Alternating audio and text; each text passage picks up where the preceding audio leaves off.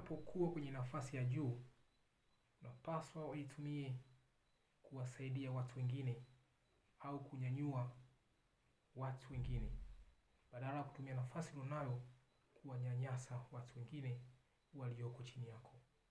Kumbuka, Mungu anaweza kutumia wewe kuweza kujibu maombi ya watu wengine.